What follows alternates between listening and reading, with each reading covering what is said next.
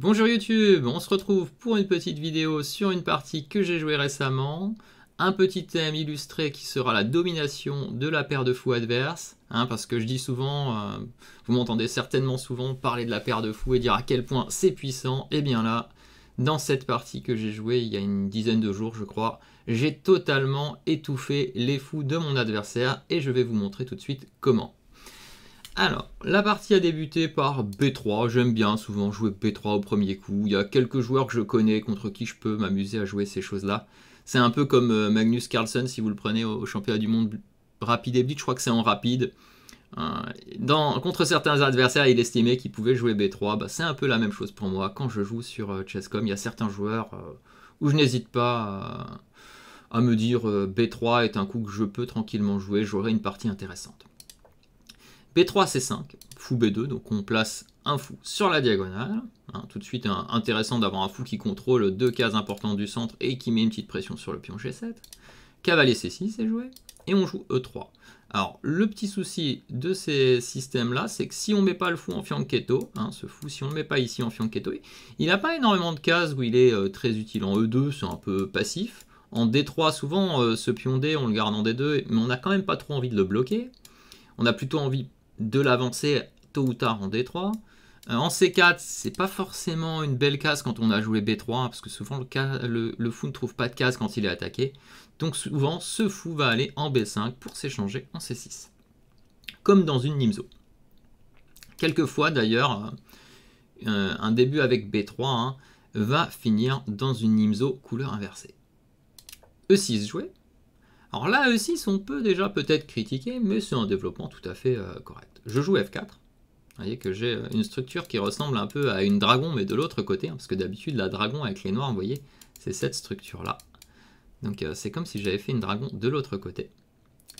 Cavalier F6. Cavalier F3. Et ici, il joue G6. Voilà, donc il joue E6 et G6, donc ça crée déjà un petit complexe sur case noire. Si à un moment les fous de case noire étaient échangés, je pourrais essayer d'exploiter les cases noires, ou encore bien sûr, si j'arrivais à piquer ce fou pour un cavalier, ou voire même une tour, je serais éventuellement content pour exploiter les cases noires. Je joue fou B5, tel que je l'avais dit. Alors j'aurais pu le jouer bien sûr avant, bon là, quelquefois on joue plutôt dans un ordre qu'un autre. Ici j'ai préféré attendre, parce que je voulais peut-être garder ce plan de double fianchetto possible. J'ai joué fou B5. En plus, il y a peut-être certains cas, vous voyez, où quand le cavalier n'est pas encore en F6, il peut aller en E7, vous voyez, il peut peut-être venir prendre du cavalier, alors que quand je joue fou B5 ici et que son cavalier est déjà en F6, il n'y a pas de défense du cavalier, et donc pas de remplacement de cavalier par un autre cavalier en C6. Et dans le cas où mon adversaire, bien sûr, aurait joué quelque chose comme A6 pour m'empêcher, c'est peut-être ici que là, je serais parti sur G3, fou G2, ou sur fou E2 un peu plus lent. Donc on retourne à la partie, je fais fou B5, il joue fou G7.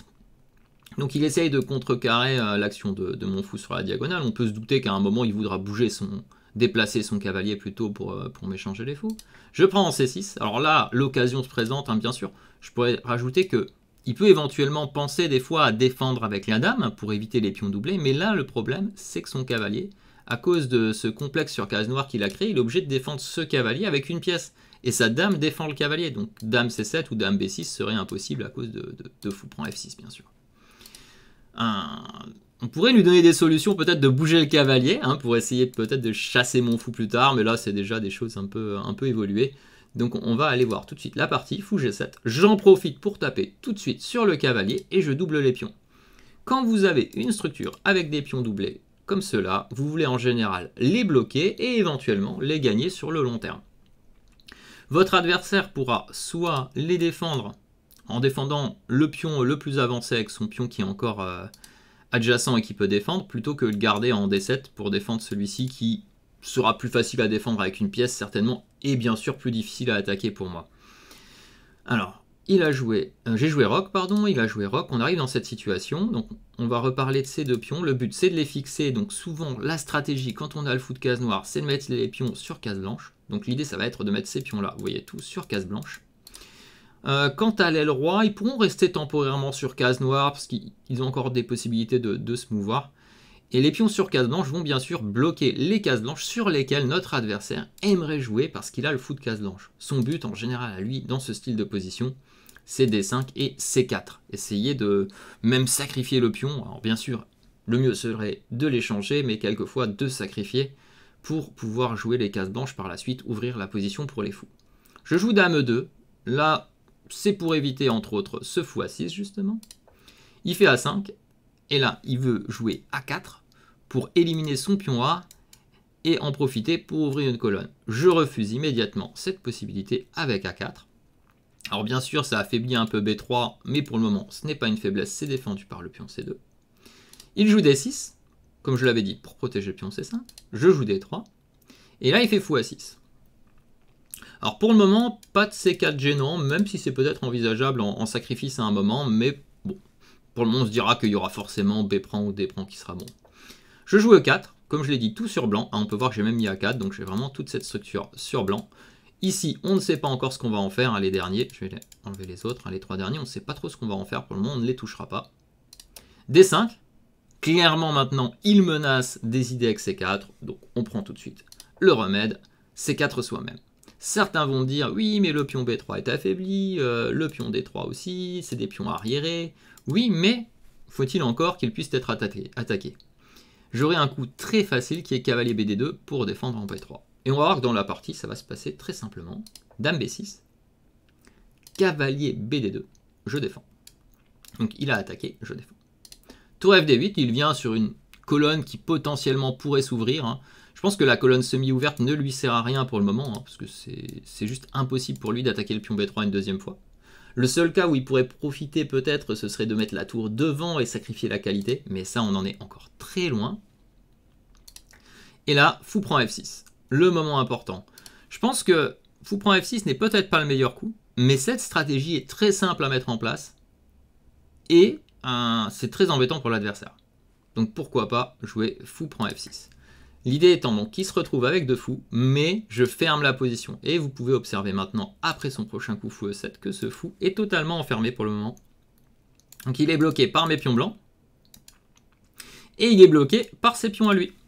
C'est-à-dire que même si vous cherchez un échappatoire ici, vous n'en trouverez pas. Vous êtes bloqué.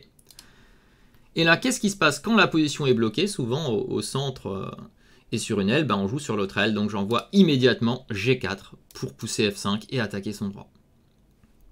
Il tente de s'infiltrer avec la dame.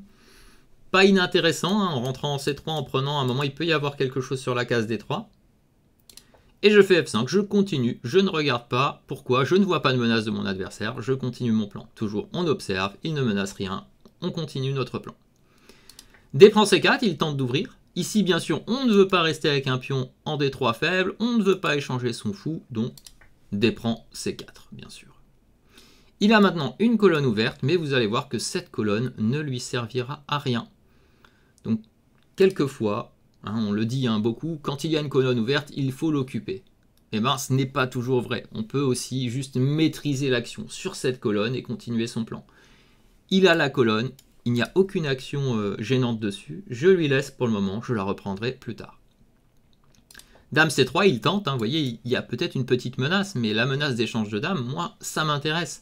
Si les dames s'échangent, il y a moins de possibilités qu'il arrive quelque chose à mon roi. Comme j'ai beaucoup poussé mes pions, vous voyez, j'ai poussé F5, G4, mon roi peut être affaibli au cas où une dame adverse rentrerait dans mon camp. Donc l'échange de dames me va très bien. Le coup qui m'embêterait plus, ce serait s'il arrivait à doubler les tours, parce que là, ça créerait quelques menaces comme tour E3 ou tour prend D2. Mais malheureusement pour lui, je ne vais pas lui en laisser le temps. Je vais jouer F6, j'enterre le fou en F8, j'ai maintenant la possibilité de fermer avec G5, mais je vais d'abord jouer tour à C1 pour éviter justement ce tour D3 à un moment, même si je pense que ce n'était même pas possible parce que je pouvais jouer tour C1 peut-être après, mais les précautions sont, on va dire, nécessaires ici pour éviter tout contre-jeu. Donc dame B2, je continue d'attaquer sa dame, je la chasse donc jusqu'en A2, et là je vais améliorer tranquillement ma dame en E3. Alors ça va contrôler la cage H6 pour éviter tout fou H6 à un moment. Je me décloue, je place ma dame sur une belle case. Tour à B8, il met un peu de pression sur B3, mais c'est très bien défendu. Vous pouvez voir que mes cavaliers là sont très très forts, notamment celui-là qui défend tout le monde. Ils se défendent en plus entre eux. Je joue tour à 1, Dame C2 et tour F C1. J'attaque sa dame, je lui dis allez, mets-toi sur la plus mauvaise case. Voilà, il se met en B2. Il est quasiment enfermé, mais ici il ne faut pas chercher à capturer cette dame, ce n'est pas nécessaire. Alors je pourrais déjà penser à jouer des coups comme Dame C3 ici pour échanger les dames. Mais j'aimerais d'abord enfermer son fou, donc je joue G5. Et voilà, on arrive dans une position où vous pouvez constater que les deux cavaliers vont totalement dominer les deux fous hein, en termes de pièces mineures. Parce que son fou ici est enterré par mes pions et son propre pion. Et l'autre fou, ben, comme tout à l'heure, est enterré par ses pions blancs et mes pions. Ici, à part un sacrifice, mon adversaire est normalement foutu dès que j'échange les pièces lourdes. Et c'est ce qui va se passer. Tour D7 va être joué. Dame C3, l'idée que j'avais mentionnée plus tôt. Échange de dames, quasi obligatoire, hein, je vois pas ce qu'il peut faire, à part sacrifier, sinon il est obligé d'échanger. Tour BD8, il prend cette colonne, mais malheureusement ça ne lui sert à rien, mon cavalier arrive en E4. Et je peux même, si je veux, contrôler toute la colonne avec mes deux cavaliers. Vous voyez que si mes deux cavaliers étaient en F2 et F3, je contrôle toutes les cases importantes. Ici, sa seule chance serait certainement tour D4 avec un sacrifice de qualité. Bien sûr, cela ne fonctionnerait pas et je ne serais même pas obligé de prendre, mais peut-être que c'est une idée. Il a joué tour D3 pour essayer de gagner la troisième rangée. Je joue tour AC1, je ne lui laisse rien du tout. Fou B7, et là, je n'ai qu'à ramener mon roi pour échanger les tours. Et on va voir qui tente le tour D4, vous voyez, il le tente, et je refuse cette qualité. Je n'en veux pas, non merci monsieur. Il joue tour D7, je joue H4, donc là j'améliore la position. Il joue H5, ce qui est assez amusant parce que maintenant la position est complètement fermée. Je joue Roi E3. Et ensuite je joue un petit tour E2, suivi d'un petit tour D2. Et je vais tranquillement venir prendre à la fin, une fois que je serai prêt. Il va échanger lui-même, je reprends, je joue tour D3. Et regardez cette belle position dans laquelle mon adversaire va abandonner.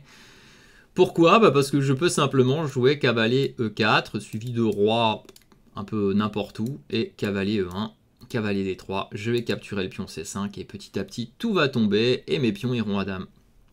Donc voilà un exemple de domination totale face à une paire de fous inexistante. Et c'est notamment dû à ces pions doublés qui sont très difficiles à jouer. Donc je vous déconseillerais de jouer ces pions doublés C, que ce soit dans les siciliennes ou dans des schémas comme celui-là, hein. Évitez les pions doublés, ceux-là sont vraiment très difficiles à jouer. Ou bien il faut que vous soyez un expert et que vous sachiez à quel moment vous devez vite les échanger ou où est exactement votre contre-jeu. Voilà, j'espère que ça vous aura plu, que vous aurez appris un petit quelque chose dans cette vidéo. Et puis bon, n'hésitez pas à commenter, à liker. Je vous retrouve très bientôt pour une nouvelle partie ou une nouvelle position avec un petit thème illustré. À bientôt.